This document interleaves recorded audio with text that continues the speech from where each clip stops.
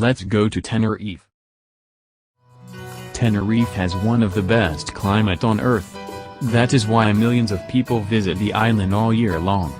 We used to say that Tenerife is the island of eternal spring. Well, not all days are sunny. From 2015 we have noticed a change in the sky. This is the sky on 15th of Mars. Now there are more low clouds. The low clouds remain for longer time, sometimes all day long. Lots of cloudy days, but no rain. The drought has now become a real problem. Let's have a look at temperature data from a meteorological institute. The red bars indicate the temperatures in the summer, the blue bars winter temperatures. There is no indication of a global warming. The temperatures actually starts to drop from 2015. According to the IPCC, the increase of CO2 should make a temperature increase. Since CO2 has no influence, can the clouds control the temperature? We all know that the heat from the sun is reflected back in the sky. We feel that it is colder when it is cloudy. We also know that on a cloudy evening or night the heat from the ground is reflected back to us. The clouds act like blankets. Obviously the clouds have an important impact on temperature. The question is what controls the creation of clouds. Let's listen to Professor Henrik Svensmark.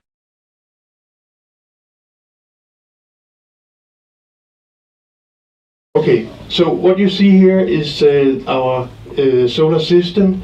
You have to imagine that cosmic rays are coming from the outside, and you then have the solar wind, which is, due to its magnetic nature, it can screen against cosmic rays. So if you have a very active sun, it screens better against the cosmic rays. Fewer cosmic rays enters into the heliosphere.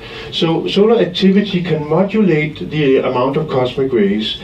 And some of these cosmic rays, they enter into our atmosphere, and what you see here is actually a particle shower. So you have one proton coming in with an energy of the order of 100 giga-electron volts, and as it passes down through the atmosphere, you get this cascade of secondary particles, and these secondary particles, they ionize the atmosphere, which is quite important for what we're going to talk about.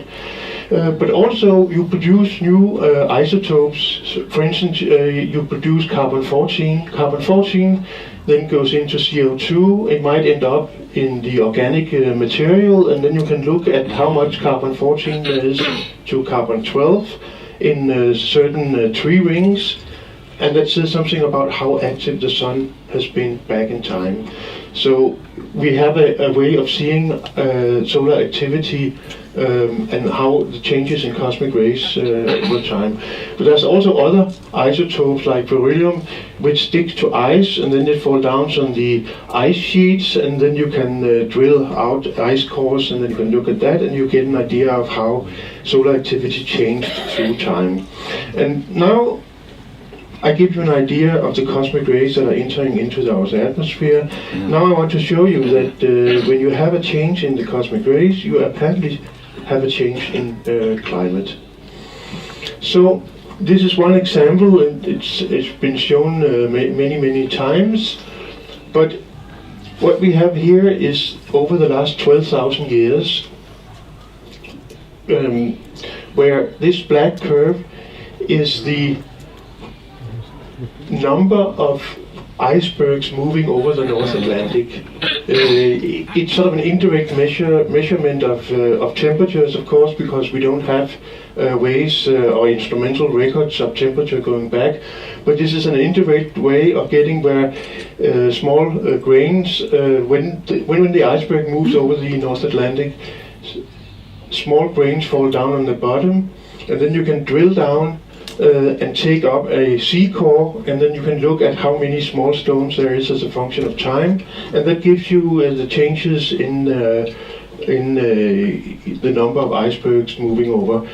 And you see it's going up and down, and the blue curve, that's actually the change in cosmic rays over this period. That is, and you see there is a very nice correlation, and these changes here has to do with solar activity. So it is an indication that you have this beautiful correlation between solar activity and here changes in climate over this period.